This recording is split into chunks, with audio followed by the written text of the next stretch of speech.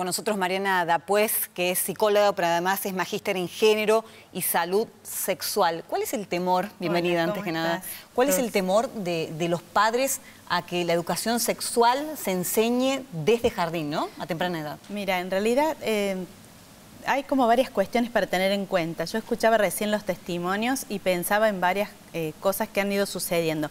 La ley se sanciona en el año 2006 y da un marco legal a que los docentes de todas las áreas y de todos los niveles puedan implementar estas acciones desde la mirada compleja de la sexualidad. Y se rompe la idea de la sexualidad igual a sexo-genitalidad. El miedo en general de los padres tiene que ver con que a los niños o a las niñas se les enseñen poses sexuales, no sexualidad en sentido ampliado, que es la que articula aspectos psicológicos, sociales, roles y funciones en la sociedad y demás. Actitudes de promoción, respeto a lo diverso, que todos somos diferentes, claro. Entonces trabajar la diversidad es eso. Muchas veces hay desconocimiento. Yo empecé a trabajar en el año 98 en centros de salud de esta temática, cuando no existía la ley, y cuando apareció existían leyes de salud, como la de salud sexual y reproductiva desde el año 2002. Pero cuando apareció la ley de educación sexual integral nos dio mucho marco legal para poder intervenir, desde esta cuestión de los derechos, de la equidad o igualdad de trato y oportunidades para varones y mujeres, que es lo que luego se transmite en el concepto de género. Otras cuestiones que he estado escuchando que tienen que ver con esto de la ideología de género. Género no es una ideología. Hay como tres cuestiones para aclarar conceptuales que por ahí hacen ruido, me parece, a los padres que desconocen. Muchas veces el desconocimiento genera resistencia, ¿sí? Claro. Entonces, por ejemplo, sexo tiene que ver con lo biológico, género con la construcción socio-histórico-cultural de lo que es ser varón y ser mujer. Y todas estas leyes nuevas que tienen que ver con la prevención de la violencia familiar, la violencia de género y demás, tiene que ver con visibilizar a través de una herramienta epistemológica, que son todas palabras difíciles, sí. Pero de conocimiento social, las desigualdades que están naturalizadas, que antes los hombres votaban y las mujeres no, por ejemplo, que antes solo los hombres podían jugar al fútbol y las mujeres no, que antes el espacio público político solamente era ocupado por varones. Entonces, todas estas luchas desde los movimientos feministas de hace muchísimos años, en la actualidad se han ido como condensando en acciones legislativas que vienen a socializar prácticas sociales preexistentes. Entonces yo les diría a los padres que se acerquen a las escuelas. Bueno, eso te iba a preguntar puntualmente, ¿no? Porque quien tiene a lo mejor un niño en este momento que está ingresando a la sala de 4, ¿cómo es el funcionamiento? Bueno, en general, uno se acerca, el docente explica cómo se va a dar a conocer el tema de la sexualidad. Tal cual. La ley tiene la ley de educación sexual integral, que es la que ahora están revisando con todo el tema del debate del aborto, que todo el mundo acordó que era indispensable la ley de educación sexual integral. Sí. Cuando no salió la ley de interrupción voluntaria del embarazo. Al menos ahí. Sí, aparente. Pero estas otras voces muestran que hay gente que todavía no conoce el espíritu de esta ley. La ley consta de 11 artículos y te digo solamente 2 que son los más importantes. El primero que dice, todos los niños, niñas y adolescentes tienen derecho a recibir educación sexual integral y define integral como aquella que articula aspectos biológicos, psicológicos, sociales, culturales, espirituales. No es genitalidad, es el primer punto para aclarar a los padres. Entonces, en nivel inicial, ¿qué vemos?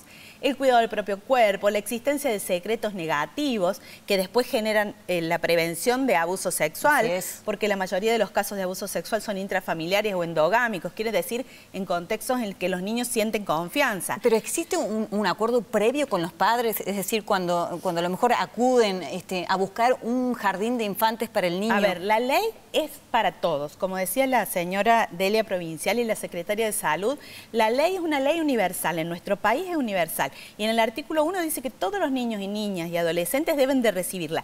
En el 2008 salieron los lineamientos curriculares que pautan gradualmente cuáles son los contenidos para sala de 3, 4 y 5, para primaria, para ciclo básico y para ciclo de orientación. Y no es genitalidad solamente, son derechos, es igualdad de trato de oportunidades, es promoción de la salud, es respeto a la diversidad. No dice que hay que pedir permiso a los padres para dar esto, porque se supone que es un contenido transversal y se pautaba en los espacios de secundaria como espacios específicos. La nueva reforma que están haciendo tiene que ver con también incluir espacios específicos en los niveles de primaria y de inicial. Y en el artículo 9 dice que se debe comunicar y articular a la familia, pero no pedir permiso. ¿Por qué? Porque el Estado debe garantizar los derechos de niños, niñas y adolescentes. Y las escuelas, ya sean de gestión estatal o privada, deben universalizar derechos.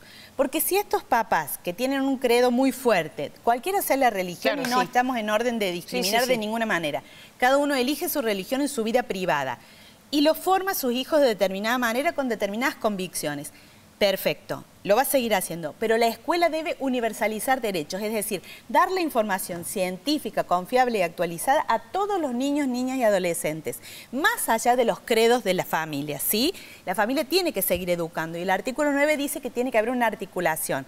Eso quiere decir que se acerca la mamá o el papá preocupado, como a mí me han llamado como psicólogo a atender. Esto no quiere decir que, digamos, se vaya a adelantar el inicio sexual, todo lo contrario, de un preadolescente, de un adolescente. Es uno de los mitos más grandes, ¿sí? Que la información acelera el acto sexual, que es una cosa absolutamente, una falacia, ¿sí? Es un error muy grande, porque todas las personas, niños, niñas y adolescentes que han recibido educación sexual integral, es decir, que han podido poner en palabras sus inquietudes, sus cuestionamientos y demás, luego retrasan el inicio de su sexualidad. Al contrario de lo que se piensa. Es un dato, sí. Es un dato muy importante que está afianzado en investigaciones nacionales e internacionales, ¿sí? Yo les pido a los padres que revisen las páginas oficiales, o sea, que cuando las escuelas pasan videos, recursos educativos y demás, les pidan que sean recursos oficiales del Ministerio de Educación de la provincia, del Ministerio de Educación de la Nación y del Ministerio de Salud de la Nación y de la provincia, que si bien ahora hay todo un lío de quita de presupuesto, las pautas están ya de las leyes previas. Bueno, Mariana, hemos hablado sobre todo de los padres, pero ¿qué pasa con los docentes? Y esto concretamente, digamos, advierten que es necesaria esta educación sexual y se han mostrado afectos a darlas en clase. Mira, desde el 2006 hasta ahora, o sea, son 12 años que lleva la sanción de la ley. Ha sido bastante costoso la implementación, muchas veces por estos posicionamientos personales también de los docentes. Porque el trabajo que siempre hacemos los profesionales cuando trabajamos con las y los docentes, es decir, una cosa es el posicionamiento personal que vos tengas en tu casa con tus hijos y es respetable, las cuestiones religiosas, ideológicas. Y otra cosa es el posicionamiento como efector público. El gobierno estatal, municipal, nacional te paga un sueldo para que vos enseñes en el marco de políticas públicas. Entonces, si dicen equidad de trato y oportunidades para varones y mujeres, si dice promoción de la salud, respeto a la diversidad, ejercicio de los derechos, el docente se tiene que parar ahí en las legislaciones vigentes. Está muy clara la currícula, los lineamientos curriculares en sala de nivel inicial, el cuidado del propio cuerpo, el respeto y demás. Y va avanzando. Y el uso del preservativo, por ejemplo, que es un tema que por ahí genera urticaria en determinados momentos. Que ya lo vamos a hablar en alguna otra oportunidad, bueno, ¿te parece? Se plantea desde sexto grado, porque en realidad hay muchos niños y niñas que tienen su iniciación sexual temprana. No quiere decir que eso los acelere. Sí, que los vaya a incitar. Es el conocimiento de los métodos científicos de barrera para la prevención de ITS, que son las infecciones de transmisión sexual, y enfermedades tales como crónicas hoy, como el VIH-Sida. Bueno, clarísima la conversación. Gracias, Mariana. Gracias a vos.